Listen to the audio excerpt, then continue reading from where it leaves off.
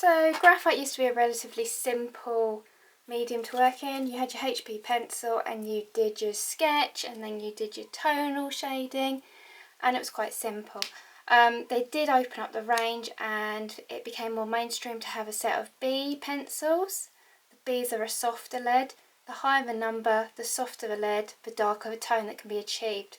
In the process of the graphite being softer, because they're not mixing as much binder in with it, it blunts quite quickly and you can't get such a crisp line consistently, so you're sharpening. You'll find you'll get through your B pencils quite quickly. On the other side of the spectrum is your H pencils, and your H pencils are hard, so they've got quite a lot of binder in them. This means that they'll keep nice and sharp, you can get crisp lines, but you don't quite get the darker tones that you can do with the B graphites. So it was all relatively simple. You started off as well having some of the graphite sticks. They're notoriously known more for the life drawing because they're quick, easy mediums to control, and then you'd use a putty rubber like so to erase it. Different brands, different shapes, different sizes all came along with it, and you kind of tried a few and find which fitted with you best, really, with the drawing technique.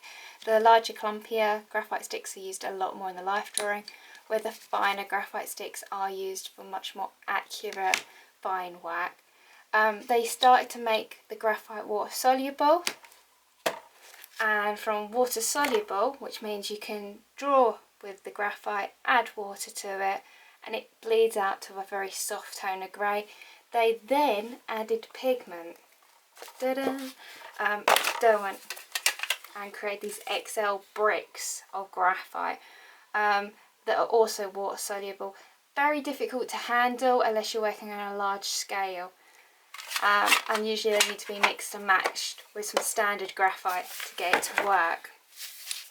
Okay, so the main thing I wanted to talk to you about is the graphite powder, which has been really big in the last few years. They've basically taken a stick. You just take your graphite stick and grate it against a file, and taken the dust from those two. You can see that I'm making here. You can make graphite powder real easy, or you can buy it in a shop. It's quite cheap and freely available. It does come in various grades, from HB to various B tones.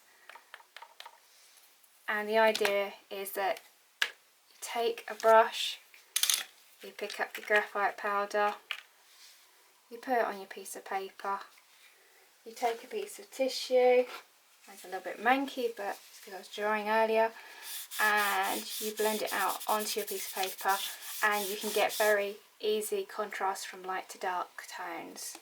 It's nice to use.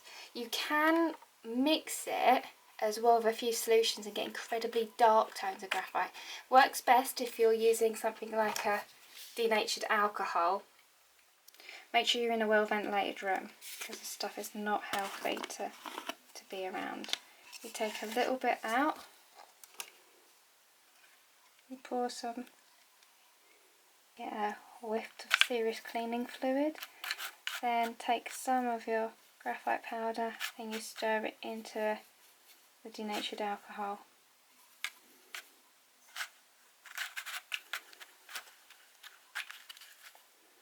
Like so. Actually, I'm going to stir that over there.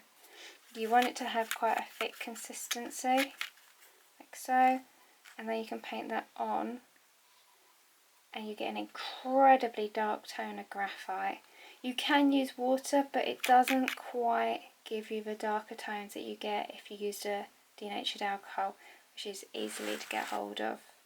The problem that you do have is that once you lay these brush marks down onto your paper, you can't get rid of them with a rubber. So you have to be quite confident on where you want it, and then you allow it to dry. The denatured alcohol evaporates after about a minute or so. You can use a soft pencil, create a little bit of an edging to it, and then take your rubber, rub it out, and after a while you can build up more of a gentle tonal contrast that's incredibly dark. The other thing that you can also get is a Mono Zero. These are becoming popular in the last like 6 months. They're rubbers ultimately that you can get in various different sizes. That's a 2.3mm. It's used a lot for doing highlights on portraits, and you can see there I can rub out quite fine lines in an accurate way, and it's good for highlights on hair, highlights on the lips, things like that that are fiddly. You can then take a pencil and you can work back into it and on top of the graphite powder and build up a very strong striking effect, like so. Easy. There you go, that's it, graphite powder.